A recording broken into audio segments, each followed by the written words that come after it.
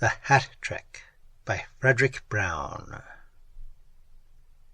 In a sense, the thing never happened. Actually, it would not have happened had not a thunder shower been at its height when the four of them came out of the movie.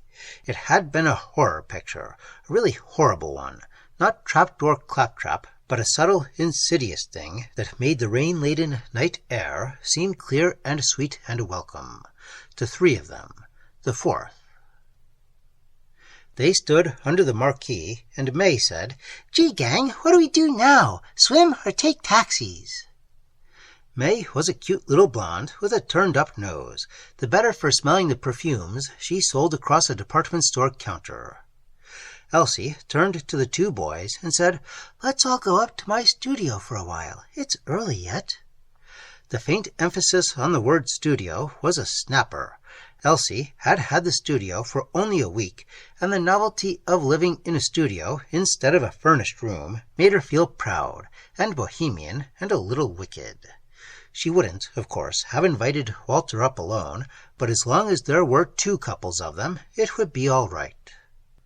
Bob said, "Swell. Listen, Wally, you hold this cab. I'll run down and get some wine. You girls like port?" Walter and the girls took the cab while Bob talked the bartender, whom he knew slightly, into selling a fifth of wine after legal hours. He came running back with it, and they were off to Elsie's. May, in the cab, got to thinking about the horror picture again. She'd almost made them walk out on it. She shivered, and Bob put his arm around her protectively. "Forget it, May," he said. "Just a picture. Nothing like that ever happens. Really." "If it did," Walter began, and then stopped abruptly. Bob looked at him and said, "If it did, what?" Walter's voice was a bit apologetic. "Forget now what I was going to say." He smiled, a little strangely, as though the picture had affected him a bit differently than it had affected the others. Quite a bit. "How's school coming, Walter?" Elsie asked. Walter was taking a pre-med course at night school. This was his one night off for the week. Days he worked in a bookstore on Chestnut Street. He nodded and said, "Pretty good." Elsie was comparing him mentally with May's boyfriend, Bob.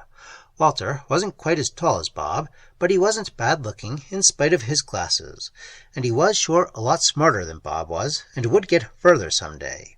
Bob was learning printing and was halfway through his apprenticeship now. He'd quit high school in his third year. When they got to Elsie's studio, she found 4 glasses in the cupboard, even if they were all different sizes and shapes, and then she rummaged around for crackers and peanut butter while Bob opened the wine and filled the glasses. It was Elsie's first party in the studio, and it turned out not to be a very wicked one. They talked about the horror picture mostly, and Bob refilled their glasses a couple of times, but none of them felt it much. Then the conversation ran down a bit, and it was still early. Elsie said, "Bob, you used to do some good card tricks. I got a deck in the drawer there. Show us." That's how it started, as simply as that. Bob took the deck and had May draw a card.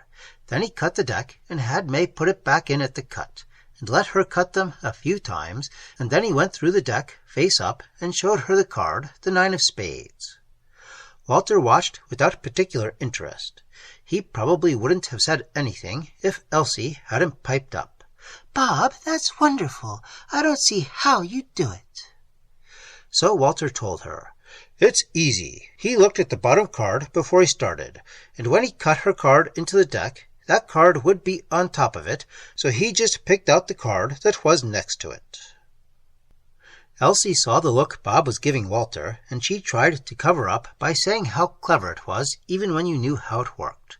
But Bob said, "Wally, maybe you can show us something good. Maybe you're Houdini's pet nephew or something." Walter grinned at him. He said, "If I had a hat, I might show you one."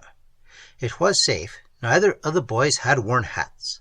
May pointed to the tricky little thing she'd taken off her head and put on Elsie's dresser. Walter scowled at it. "Call that a hat? Listen, Bob, I'm sorry I gave your trick away. Skip it. I'm no good at them." Bob had been riffling the cards back and forth from one hand to the other, and he might have skipped it had not the deck slipped and scattered on the floor. He picked them up, and his face was red, not entirely from bending over. He held out the deck to Walter.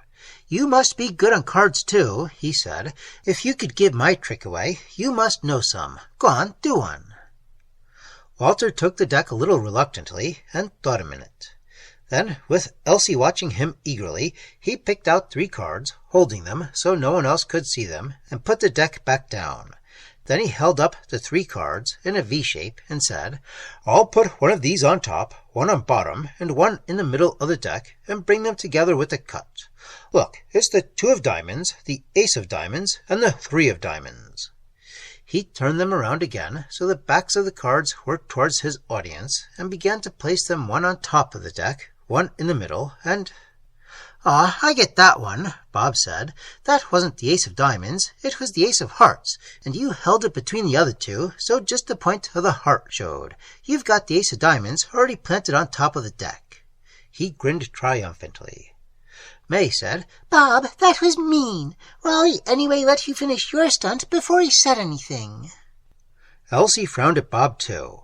Then her face suddenly lit up, and she went across to the closet and opened the door and took a cardboard box off the top shelf.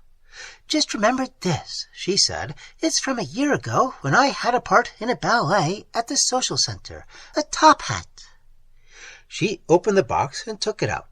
It was dented and, despite the box, a bit dusty, but it was indubitably a top hat.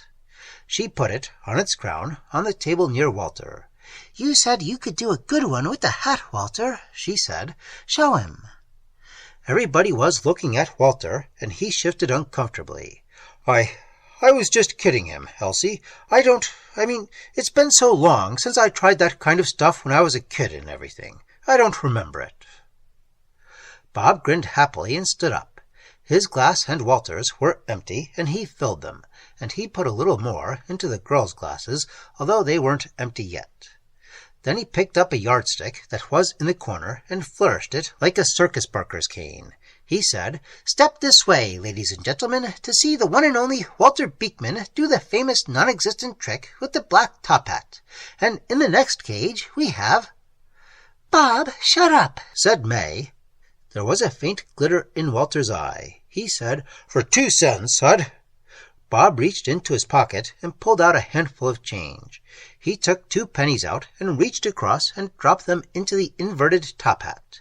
He said, "There you are," and waved the yardstick cane again.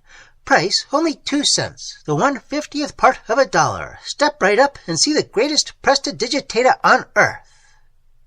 Walter drank his wine, and then his face kept getting redder while Bob went on spieling. Then he stood up. He said quietly, "What do you like to see for your 2 cents, Bob?" Elsie looked at him open-eyed. "You mean, Wally, you're offering to take anything out of—" "Maybe." Bob exploded into raucous laughter.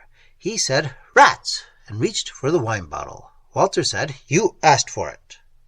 He left the top hat right on the table, but he reached out a hand toward it, uncertainly at first. There was a squealing sound from inside the hat, and Walter plunged his hand down in quickly and brought it up, holding something by the scruff of the neck. May screamed, and then put the back of her hand over her mouth, and her eyes were like white saucers. Elsie keeled over quietly on the studio couch in a dead faint, and Bob stood there with his cane yardstick in midair and his face frozen. The thing squealed again as Walter lifted it a little higher out of the hat. It looked like a monstrous, hideous black rat, but it was bigger than a rat should be, too big even to have come out of the hat. Its eyes glowed like red light bulbs, and it was champing horribly its long scimitar-shaped white teeth, clicking them together, with its mouth going several inches open each time and closing like a trap. It wriggled to get the scruff of its neck free of Walter's trembling hand. Its clawed forefeet flailed the air. It looked vicious beyond belief. It squealed incessantly, frightfully, and it smelled with a rank fetid odor as though it had lived in graves and eaten of their contents. Then, as suddenly as he had pulled his hand out of the hat, Walter pushed it down in again, and the thing down with it. The squealing stopped, and Walter took his hand out of the hat. He stood there shaking, his face pale. He got a handkerchief out of his pocket and mopped sweat off his forehead. His voice sounded strange. "I should never have done it." He ran for the door, opened it, and they heard him stumbling down the stairs. May's hand came away from her mouth slowly, and she said, "Take me home, Bob." Bob passed a hand across his eyes and said, "Gosh, what?" and went across and looked into the hat. His 2 pennies were in there, but he didn't reach in to take them out.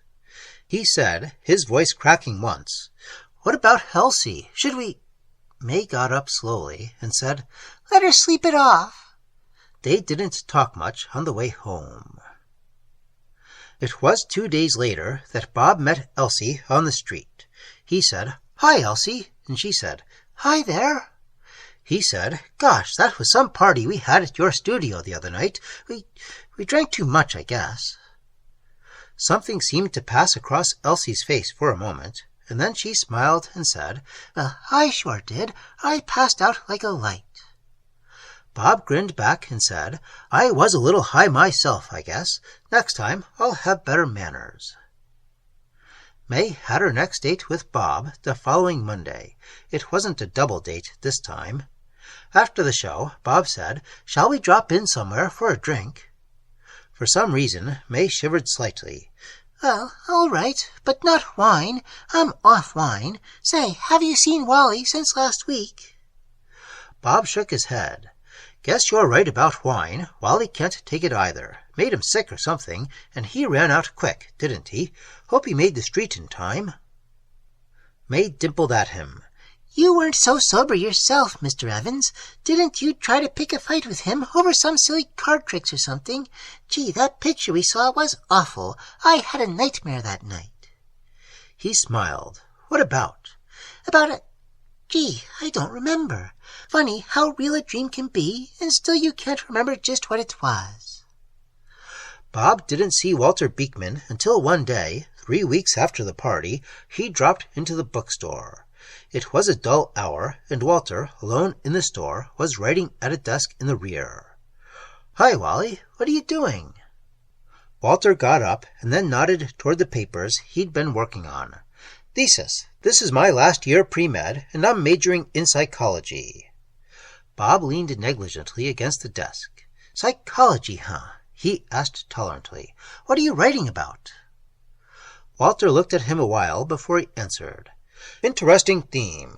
I'm trying to prove that the human mind is incapable of assimilating the utterly incredible. That, in other words, if you saw something you simply couldn't possibly believe, you'd talk yourself out of believing you saw it. You'd rationalize it, somehow." "You mean if I saw a pink elephant, I wouldn't believe it?" Walter said, "Yes, that or a... skip it." He went up front to wait on another customer. When Walter came back, Bob said, "Got a good mystery in the rentals. I got the weekend off. Maybe I'll read one." Walter ran his eyes along the rental shelves and then flipped the cover of a book with his forefinger. "Here's a dilly of a weird," he said, "about beings from another world, living here in disguise, pretending they're people." "What for?" Walter grinned at him.